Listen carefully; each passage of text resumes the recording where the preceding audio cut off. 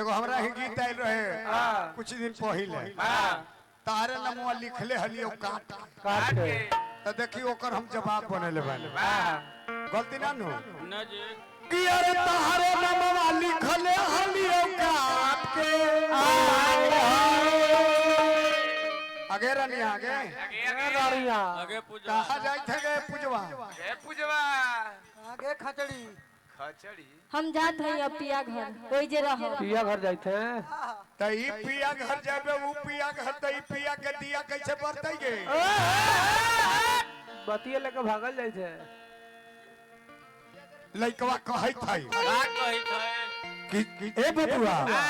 कि तारे नमवा लिखले हलियो काट के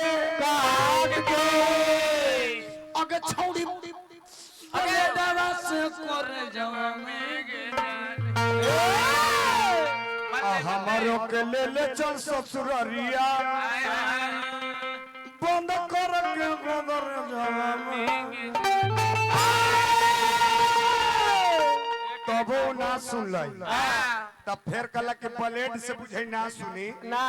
त लमहर चीज से काटे के फेरा मेला कौन चीज कहले का हो कि तारे नमवा लिखले हरियो झुरिया से कुड़िया में गे जा तारे नमवा लिखले हरियो झुरिया से कुड़िया में गे जा अगे तारे नमवा लिखले हरियो झुरिया से कुड़िया में गे जा तारे नमवा लिखले हरियो झुरिया से कुड़िया में गे जा हमारो के ले ले से सुररिया के से लुड़िया में गे जा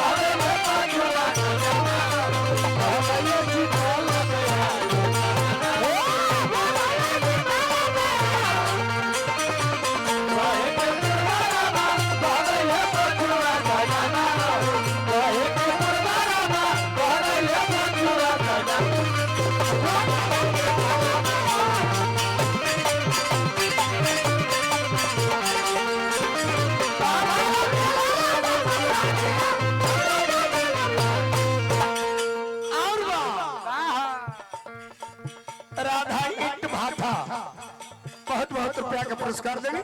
हार्दिक हार्दिक अभिनंदन बा कहले कि छोड़ियों से काटे से ना मनबे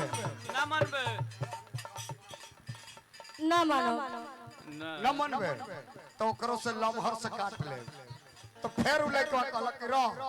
औजार बदले दे तो फिर वो औजारवा बदल दे तो कहै थे कि तारे नमवा लिखले हलियो चीर के आज यारवा से कपारवा में गे जा तारे नमवा लिखले हरियो चीर के अरवा से कपारवा में गे जा तारे नमवा लिखले हरियो चीर के अरवा से कपारवा में गे जा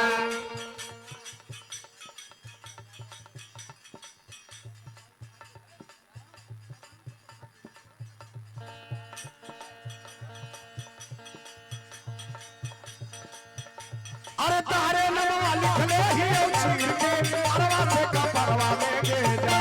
तारे नमवा लिखले हियो चीर के अरवा से कपारवा में गे जा